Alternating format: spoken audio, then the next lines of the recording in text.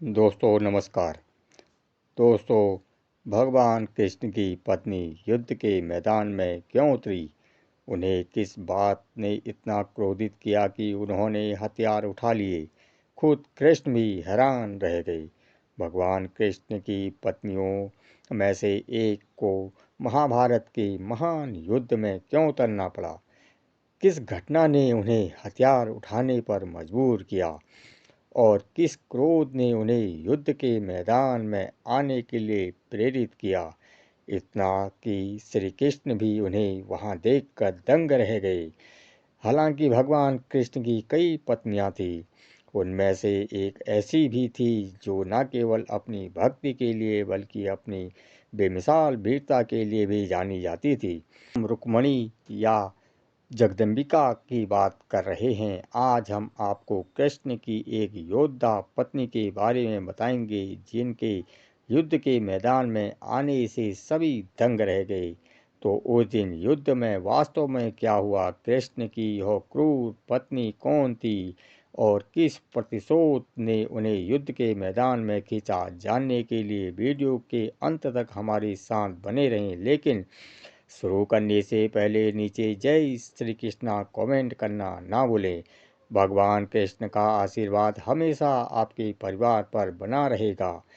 कृष्ण को की योद्धा पत्नी सत्यभामा का परिचय।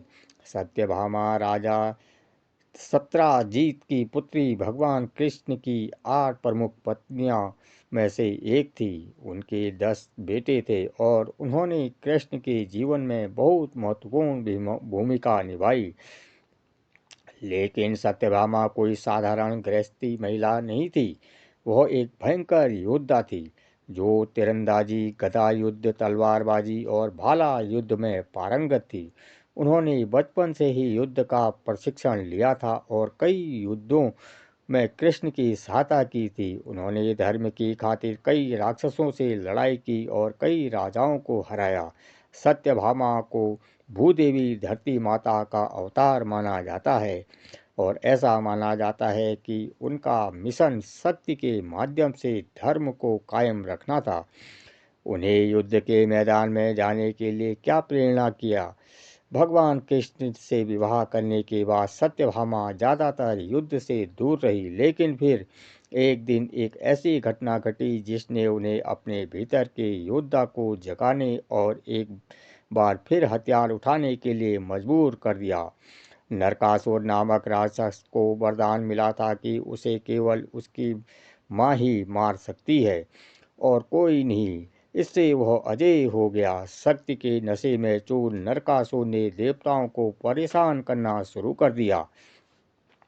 उसने देव असुर युद्धों में राक्षसों के साथ मिलकर लड़ाई लड़ी थी और वह देवताओं का घातक दुश्मन बन गया था। उसने इंद्रलोक पर हमला किया, भगवान इंद्र को गद्दी से उतार दिया, उसके कवच और बालियां चुरा ली और 16,000 युवतियों को पकड़कर अपने महल में कैद कर लिया। उसके अत्याचारों को देखकर इंद्र ने मदद के लिए भगवान कृष्ण से संपर्क किया।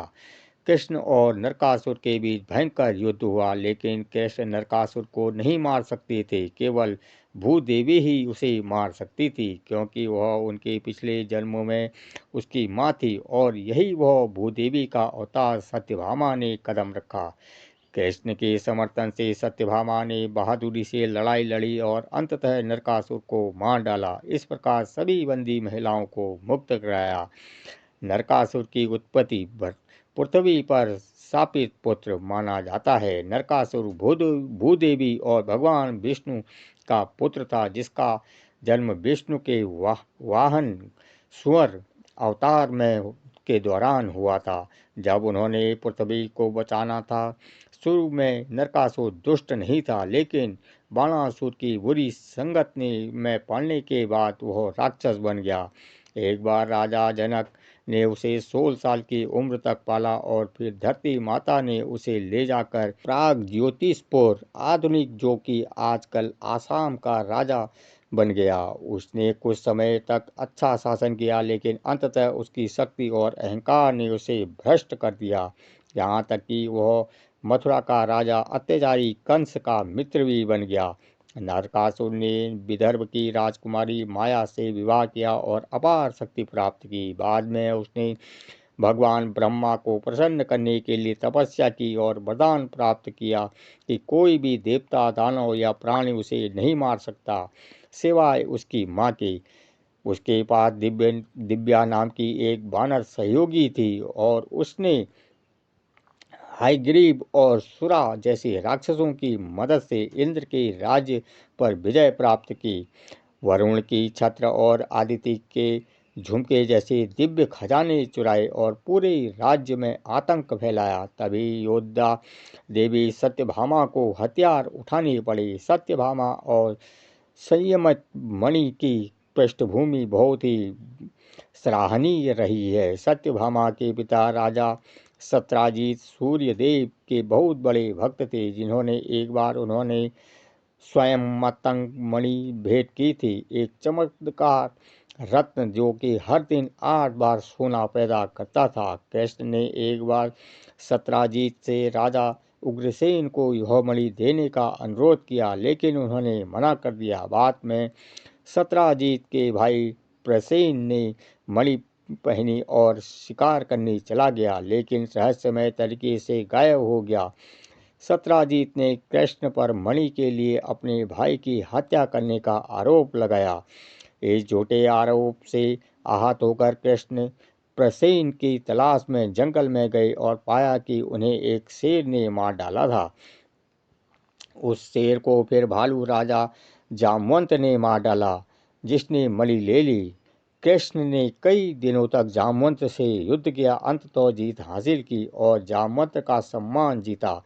साथ ही उनकी बेटी का विवाह भी करवाया। कृष्ण ने मणि सत्राजीत को लौटा दी, जिसे अपनी गलती का एहसास हुआ, गहरा पश्चाताप किया और अपनी बेटी सत्यभामा का विवाह कृष्ण से करने का प्रस्ताव रखा। तो क्या आप योद्धा रानी देवी सत्यभामा की इस अविश्वसनीय कहानी के बारे में जानते हैं? हमें टिप्पणी करके बताइए। और अगर आपको यह कहानी पसंद आई हो तो कृपया लाइक करें, इसे ज़्यादा से ज़्यादा शेयर करें और अधिक से अपने यारों दोस्तों में इस वीडियो को शेयर करें। और हमारे चैनल पर आप नए हैं तो चैनल को सब्सक्राइब करना ना भूलें। दोस्तों, एक विनम्र निवेदन है कि जब भी आप वीडियो देखें तो इसमें जो भी हमसे गलती हुई है कृपया उसे नज़रअंदाज करें और कमेंट में हमारी गलतियां उजागर करने की कृपा करें, क्योंकि हमें नई नई वीडियो अभी बना रहे हैं। इसमें कुछ त्रुटियां हो सकती हैं, कुछ हमसे गलतियां हो सकती हैं, उसके लिए हम आपसे क्षमा मांगते हैं। तो लेते हैं दोस्तों आपसे विदा। जय श्री कृष्णा। हर हर महादेव।